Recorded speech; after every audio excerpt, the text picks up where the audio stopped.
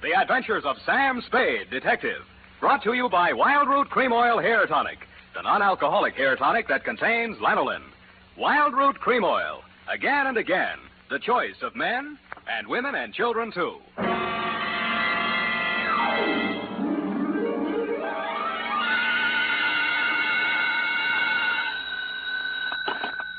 Detective agency. Very important, sweetheart. Write this down. Yes, Sam. I have pencil and paper ready. Ingredients, colon. Punctuation or ingredients, Sam? Both. Well, what is it, Sam? A recipe. 1 pound of fennel. Oh, that's liquid measure, Sam. You put that in later. Cross out funnel? Not funnel, fennel. It is not liquid. It grows at Fairley Pines. It's fairly what, Sam? 1 root of St. John's wort. Whose wart? Not wart, wart. Oh, what? Don't interrupt. Some newt size, a couple pounds ought to be enough. 1 ounce of bat's wool, 1 adder fork, that is not a utensil, 1 fillet of fenny snake, some lizard's legs, 1 hemlock root digged in the dark. Directions. In the poisoned entrails throw toad that under cold stone days and nights hast 31. And if anyone drops in for trick or treat, Effie, leave him have it. Oh, Sam, now I get it. Halloween. It's a witch's brew. You were only fooling. That's what you think, sweetheart. Get out your cauldron, your poison pen, and your book of malefactions. I'll be right down to dictate my report on the Fairly Bright caper, or I should have stood in bed and ducked for apples.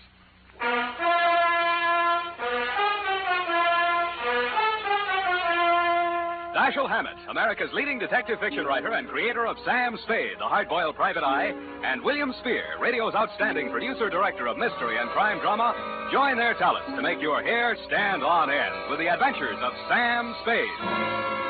Presented by the makers of Wild Root Cream Oil for the hair.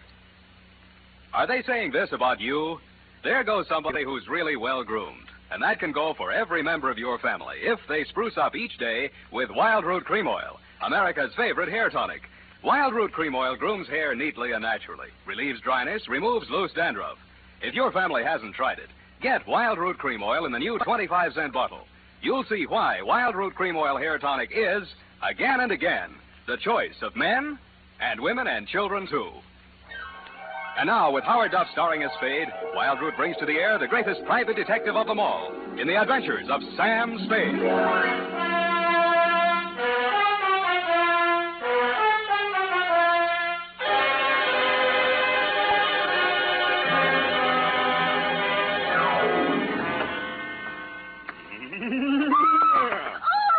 Is that the wind dying? Oh, no, it's only 2 devils that blow through a murderer's bones to and fro in the ghost's moonshine. Oh, Sam, take off that ridiculous mask. You look about as much like a demon. As a demon, check. Fly your broom into the adjoining office, sister, and we'll weave a few spells. Date, Effie. Yes, Sam. What is this thing on my desk? Looks like a pumpkin. It is a pumpkin. I made it this afternoon. Here, I'll light it. Well, isn't that cute? Isn't that cute? Eyes and nose and mouth. Looks like Lieutenant Dundee of Homicide. Well, thank you, Sam. Thank you. Well, I guess everyone knows it's Halloween, even if they don't listen to the radio. Shall we? We shall. Date, All Hallows Eve, 1948, to Hillary Bright, Esquire, number 13, Black Place, City. From Samuel Spade, license number 137596. Subject, the Fairly Bright caper. It was a fairly bright afternoon for the fog-bound Bay Area. There was no frost upon the pumpkin. In fact, as yet, no pumpkin. But I did see a black cat and several attractive wolf girls in broomstick skirts during the bus ride down the peninsula to your client's ancestral estate, Fairley Pines. A bat flew out of a hollow tree as I mushed up a road through some pine woods to the house. In the gathering dusk, I also observed the toad, a lizard, and a hooty owl, which, if memory serves, are staple ingredients for a witch's brew. Then I observed, hobbling out of the forest, an authentic hag. She was wearing a dusty black robe, a peaked black hat, and her matted gray hair coiled serpent-like around her evil countenance. She leaned on a gnarled staff of hemlock, fixed me with her yellow, glittering eyes, and said, Hello, kiddo. Yes'm. Which way's the house? Which house? Fairly Pines. Lost my bearings, I did. I was looking for some fennel. Oh. I got the bat's wool right enough and newt's legs. Couldn't find no adder's forks, but reckon this here copperhead will do the trick. What are you going to do with all that stuff? It's for the brew. I'm the witch they hired for tonight. Name's Gudge. Born Sophia, but of course I don't have no Christian name anymore since I sold out to Old Scratch. Beat me down on my price, he did, too. Look at that wart on my nose. What nose? Huh? The house is up that way. Mind if I walk along with you, pretty boy? I don't like girls. Huh? No, not at all, ma'am. No need to be afeared. With the scoungy thief they're obeying me, they'll be lucky if I give them a whiff of brimstone. Not so close, please. But I did promise one manifestation and the scream of a soul in torment at the witching hour. Yeah. Fiddle, fiddle, aye, fiddle. Ready or not, here I come. Shoot! Who is that? What's your hurry, sir? Where do I find Mr. Hillary Bright? Oh, you're the detective, Spade? Right. Oh, well, I'm Homer Langdon, attorney for the Fairley estate. Come along, I'll take you to him. Sorry for that challenge just now. Been hearing strange noises around the grounds. You notice anything peculiar as you came up the road? Well, there was an old lady. I use the term loosely. Looking for fennel? Yeah. That's the witch. Mr. Bright hired her for the party tonight. Takes her work kind of seriously, doesn't she? Well, you know how it is. Seasonal work. What does she do between Halloweens? Claims she hibernates. God, I feel you. Mrs. Fairley, Spade. She's eccentric. Don't let her know. Check. Oh, here I am, Homer. What was it you wanted? Oh, it's the man from the catering. No, Ophelia. This is Mr. Spade, the detective that Mr. Bright employed. Oh, well, about that recipe for the aspic. Cook says she's never heard of putting fennel and lizard's claws in a tomato aspic. And Mr. Bright says hemlock is poison. You've got it mixed up, Ophelia. That's the recipe for the witch's brew. Well, anyway, the grocer says he doesn't stock them, so you'll have to garnish it with parsley. Ophelia, he's not the caterer. He's the detective. Oh, well, keep your eye on those pumpkins. Mice, you know. Mice? You know, mice. Pumpkins? Where is that witch? I've got to tell her about the parsley. Oh, witch!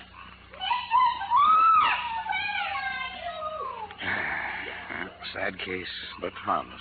Shall we go in? Yeah. Now, watch his jawbone, Wilma. Oh, you've already broken his neck. Oh, why don't you hire an assistant? I don't like hanging him in the house anyway. We don't even know who he is. What are they up to now? Halloween comes but once a year. Oh, it's a skeleton, part of the decoration. Hillary, Oh, yes, Homer. I couldn't find the witch, but here's the detective. Oh, well, you can have the witch. I'll take him. Oh, watch what you're doing, Wilma. The ladder. Sorry.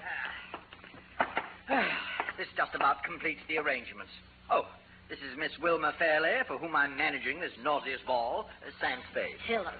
Is that any way to speak about a girl's fifth engagement party? Forgive me if I'm guilty of understatement. Oh, fix that wire, Wilma. The top of Frankenstein's head's caving in. And look at that. The bolts are coming out of his neck already.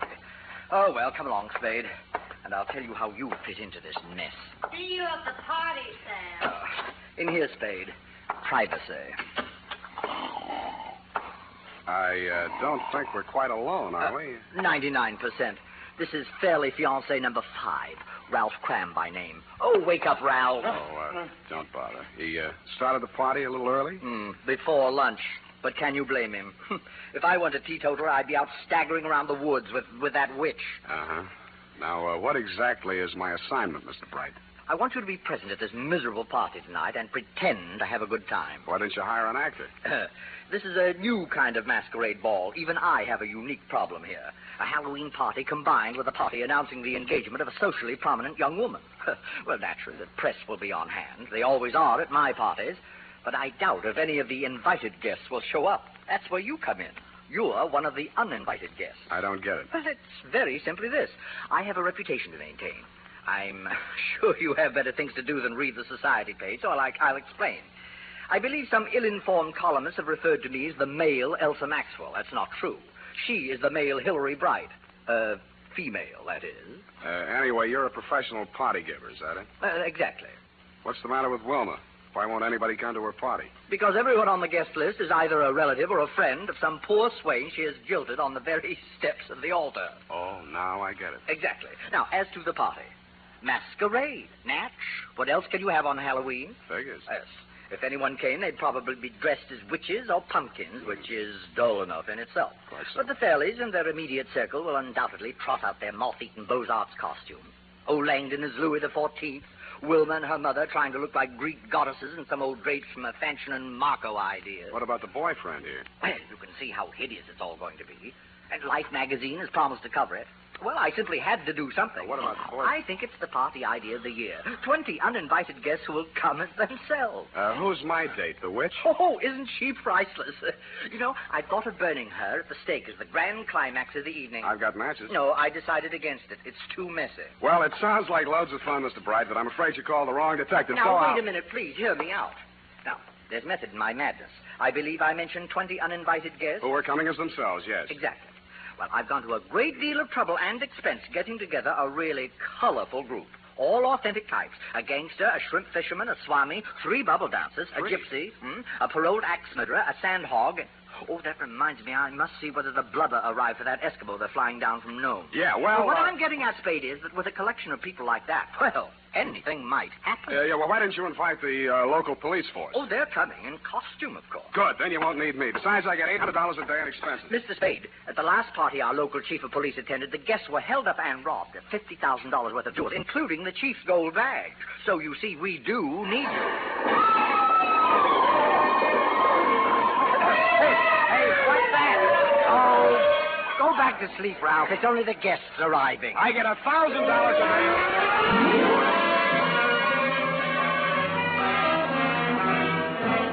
You were right. You did need a detective. In fact, you could have used several others. First, the pickpocket you'd invited lifted the police chief's wallet. The axe murderer chased the witch up a tree. And the gangster and the cowboy tried to shoot it out over one of the bubble dances. After I'd foiled a safecracker in the act of blowing the vault in the library, things quieted down, and everybody formed a circle around a bonfire. All right, quiet, please. Quiet, everyone. Quiet. I just love it. Mrs. Fairley has a very important announcement to make. Ophelia? She was here just a few moments ago. Well, have you seen her around Langdon? A few minutes ago, she said she had a headache and went upstairs to get some aspirin. Sam, I'm worried about Mother. Would you mind going upstairs to see what she's up to? She's been behaving so strangely tonight. She's been behaving strangely. Sure, Wilma, I'll be right back. Come along, let's get on with it. Oh, witch. You stand over here. Here? No, bring your broom. That's it. And don't look so pleasant. You're supposed to be evil. Beware. Those not wearing toe bane is subject to warts. There's evil in this place tonight. Blood on the stone, blood in the cauldron.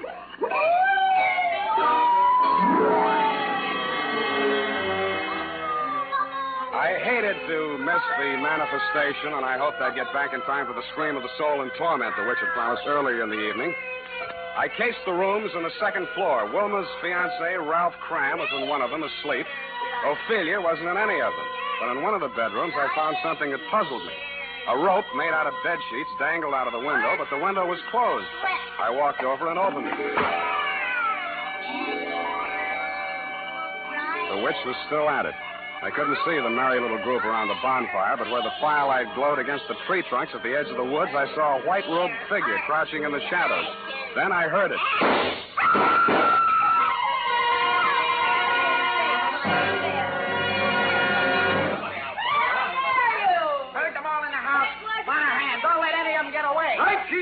All right, folks, you'll have to step inside. Now, come on, step inside. It's Wilma, Spade. She's dead. Somebody shot her.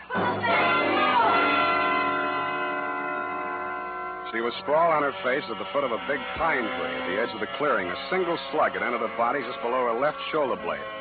If this was part of Mr. Bright's Halloween production, I thought he'd overdone it just a little, because she was dead. As nearly as I could reconstruct it, Wilma had been standing outside the circle of people grouped around the fire as if somebody in the woods had called to her and she'd left the group to investigate. She'd been facing the fire when she was shot. And what about the 2 shots that had missed her? If the killer had been aiming at her and missed, he couldn't have avoided hitting somebody else in the crowd. I went back to the house to check the guests. All there, unwounded and accounted for, except the witch. According to the local chief of police, who was rapidly turning into a toad, she had flown away on her broom. I checked my nose for warts.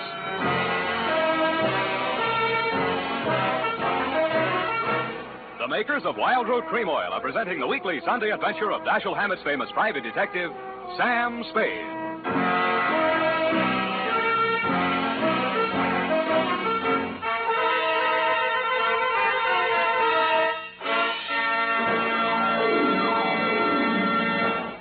Now, here's important news on good grooming.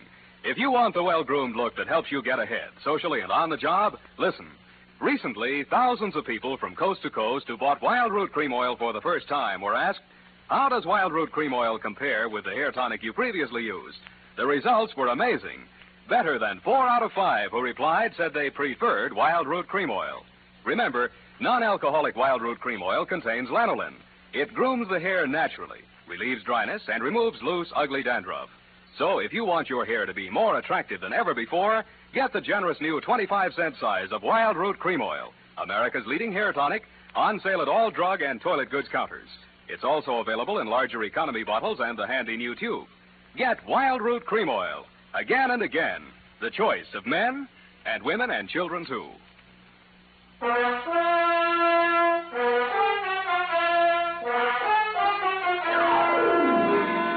And now, back to the Fairly Bright Caper. Tonight's adventure with Sam Spade.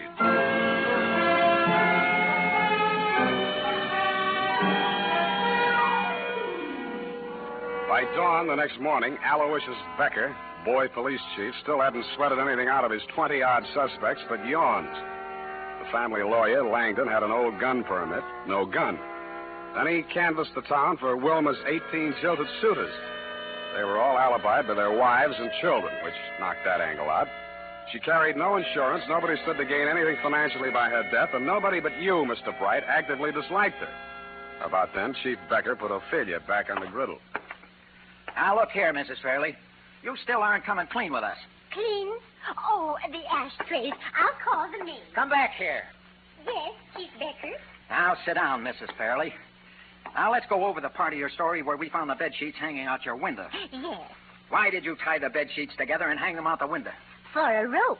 So, you admit that you used that rope to snake out. I did no such thing. I always go out that way at night. And you admit that... Oh, I give up. Mrs. Fairley. Oh, it's you, Mr. Spade. I want to thank you for guarding the pumpkin so well. I didn't see a mouse all evening. Thank you, Mrs. Fairley. I only did what... Oh, why is Chief Becker so angry? I think what's worrying him, Mrs. Fairley, is why you closed the window behind you when you went out on your rope. So no one would know. Wilma worries about me. You won't tell her? Ah, it's as plain as a nose on your face what she's doing. Working up to an insanity plea. Ingenious theory, Chief, but look, can I talk to you a minute outside? Yeah, could use a little air. Keep 'em all here, Monahan. Look, Chief, why don't you lay off that poor old dame? She's Ah. too vague, disorganized. It Yeah. took a marksman. The way the wound was, no point of exit, just punctured the wall of the heart and stopped. A low-velocity impact. Sure. A what? It had been fired from about the maximum range of the .38 pistol. You'd have to figure on the drop in trajectory as the bullet slowed down. It was either a trick shot or one that just connected accidentally. By the way, we only have your word for it that you were upstairs in the house when those shots were fired. You carry a .38, don't you, Spade? What kind of gun do you carry, Chief? Yes. Well, we'd better wait till ballistics sends back the report on the slug. Gosh, if we could only figure out where she hid the gun. Don't look now, Chief, but that witch is back again. What? Pretty boy, where've you been? I've been looking all over for you mortals. You're going to have a good deal of explaining to do, lady. Why did you fly away like that last night? I had to see to my cauldron. A good thing I did, too. Look what I found in it. No wonder my manifestation didn't work. Base metal in my brew. 38 caliber, too. 3 bullets fired. Gee, that settles it. You're under arrest. Who, me? Yes. No, her. Oh, no, you don't. I'll put a spell on you, I will. I'll turn you into a toad. Look, Chief, where's that gun permit you took out of Langdon's room?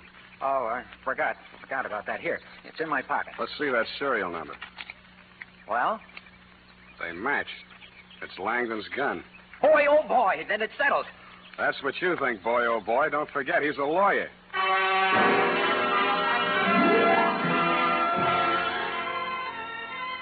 I headed for the woods. I found the spot where I'd seen the figure in white crouching just before the shots were fired. A little way back in the woods, I found footprints. French heels, short, mincing stride. Following along behind them was another set, flat soles, long, manly stride. The mannish footprints followed the feminine footprints almost to the clearing and then stopped. The feminine footprints went on straight to the spot where Wilma had fallen. I knew that no woman had been over this trail since the murder except the witch, who probably had cloven hoofs. Her cauldron had vanished, but the fire was still smoldering. I kicked through the ashes. I didn't know what I was looking for, but I found it. I raked it out with a stick and prodded it. The blackened outer layers crumbled away. It had been a raging bonfire, but there are few things harder to burn than a telephone book. The middle pages were yellowed from the heat and seared around the edges, but they were still intact. There was a hole punched in the middle of each page. Feminine footprints right up to the X that marked the spot in the phone book through which a bullet had been fired. I had a hunch the ballistics report would prove that Langdon's gun did not fire the fatal bullet. I was right, but for the wrong reason.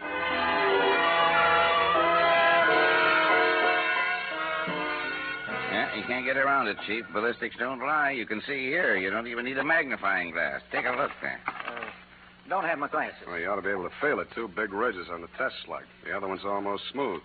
Rust pits wouldn't make a ridge like that, would they? No, we figure they must have used a faulty cutter at the factory when they rifled the barrel. Well, that settles it. That and those women's footprints and that phone book all point to Mrs. Fairley. What's about a phone book? Whoever shot her fired the slug through a phone book to make it look like a long-range job. It was a low-velocity hit, all right, but it was tearing through that phone book that slowed it down. That proves the killer didn't have to be a marksman. Stood right next to her. What's so funny? This picture in the morning paper, you and those bubble dancers, Chief. Let me see that. Why, that's libelous. It's more than that. Huh? There in the background, Langdon and Mrs. Fairley. What about them? Their shoes. Langdon's dressed as Louis XIV, French heels. Mrs. Fairley in that Greek goddess getup, sandals, flat heels. It's Langdon's gun, then it's not Langdon's gun. It's a long-range shot, then it's through a seed catalog. Phone book. Now it's a man in woman's shoes. An attorney at that. Monahan, get me some fingerprints, something I can work with.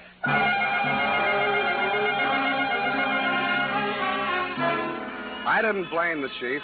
My somersaulting clues were getting me busy, too. So far, Langdon, like the good lawyer he was, had kept his mouth shut, which meant nothing one way or the other. That was smart. But he disposed of his gun by throwing it in the witch's cauldron, which was stupid. A, because it was sure to be found, and B, because there was no reason for hiding it anyway. But two stupid sometimes make us smart.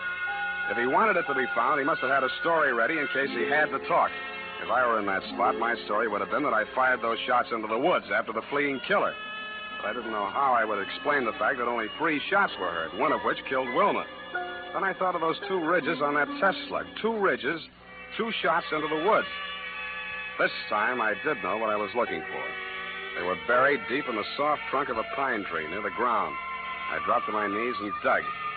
I got the first one out and was looking at it. It was a misshapen hunk of worthless lead. Something embedded in the side of it glittered in the sun like a diamond. In fact, it was a diamond. And it stopped glittering. Something behind me had come between it and the sun. I flopped on my side and rolled over. I grabbed his legs and tripped him. Then I saw his face. It was Langdon. I was halfway to my feet when his foot caught me where it hurt and my legs doubled up. I tried to keep moving and get my gun out at the same time. He was on his feet again before I was, so I fired without aiming from flat on my back. It only scorched his coat, but it stopped in a second. He swung his gun up, and I got ready to jump him. But I didn't have to. A pointed black hat rose up out of the brush behind him. Something flashed in the sun, and he collapsed. Put a spell on him, I did. With this here magic wand. Blunt instrument to you, Sonny. Thank you, Mrs. Witch. Guards is the handle, son, which is my profession. Well, boy, that was a close call. Put the cuffs on him, Monahan. Hey, what are you doing? Oh, no, Monahan, not Spade. Langdon there. Been following him since I found out he was wearing women's shoes. Well, that settles it, eh, Spade? Yeah, but you'll need this. What is it? A jeweled bullet. A slug with a diamond set in it. Come on, hero. It's the master clue of this caper. Oh, yeah, the master clue. You better come along, too, lady, for questioning. What? We'll book her for vagrancy if we need it. Oh, no, you don't. I'll turn you into a toad. You don't believe me, do you? Hoppy toad, warty and green. Feel anything? Well, on second thought, I reckon she's harmless, poor old soul.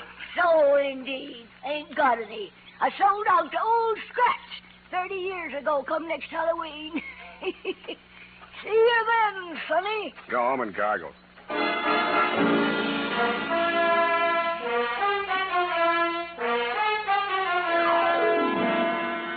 Period.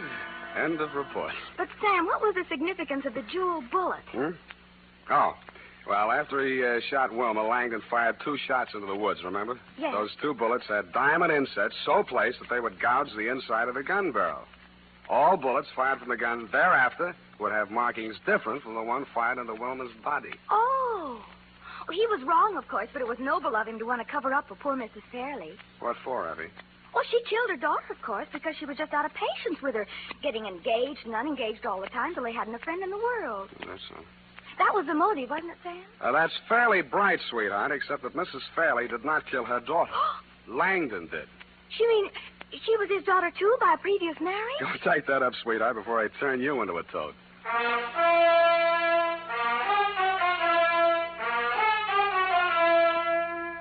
And now, listen to this. For here's a good tip. Spruce up right, spruce up now with Wild Root Cream Oil Hair Tonic.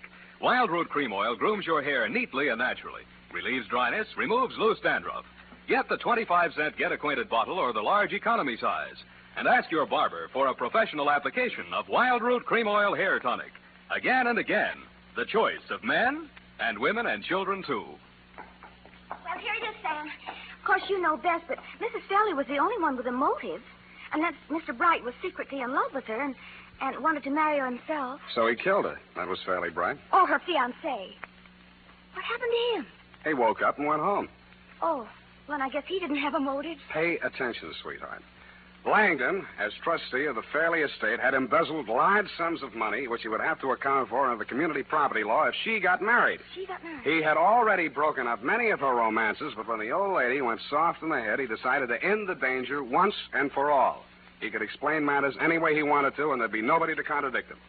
Are you listening up? Sam, what does she do between Halloween? The witch? Oh, she's the squeak in the door on Inner Sanctum. Oh, Sam. You made the joke too small. Well, good night, Sam. Good night, sweetheart.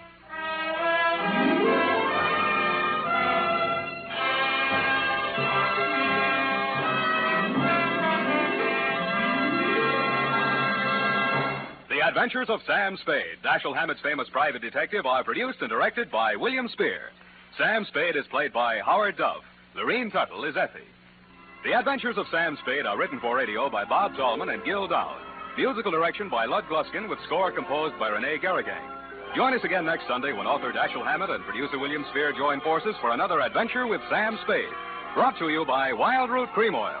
Again and again, the choice of men and women and children, too. This is Dick Joy reminding you to... Get Wild Root Cream Oil, Charlie. It keeps your hair in trim. You see, it's non-alcoholic, Charlie. It's made with Susan Lanolin. You better get Wild Root Cream Oil, Charlie. Start using it today. You'll find that you will have a tough time, Charlie. Keeping all the gals away. Hiya, Baldy. Get Wild Root right away. This is CBS, where 99 million people gather every week, the Columbia Broadcasting System.